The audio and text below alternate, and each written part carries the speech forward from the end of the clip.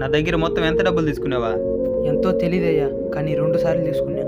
ఒకసారి 25 రూపాయలు, ఇంకోసారి 25 రూపాయలు తీసుకున్నావు. మొత్తం ఎంత అయిందా? నాకు చదువు రాదయ్యా. అందుకే కదా నీకు అప్పించింది. సరే లెక్కేస్తాను చూడు. ఒకసారి 25 రూపాయలు, ఇంకొకసారి 25 రూపాయలు, 5 5 10, 2 2 4, మొత్తం 410 రూపాయలు అయింది. ఇందా. సరే అయ్యా. చదువుకోవాలి పెద్దయ్యా, మోసం చేసేసినాడు. ఇప్పుడు ఎట్నా అయినా నీ దగ్గర ఎంత ఉంది పెద్దయ్యా ఇప్పుడు డబ్బులా? మొత్తం 40 రూపాయలు. వెళ్దాం పద పెద్దయ్యా, వాడికి బుద్ధి చెప్దామా. సారు, మా పెద్దయ్య 410 రూపాయలు ఇవ్వాలి కదా, ఇది 40 రూపాయలు ఇస్తున్నాం.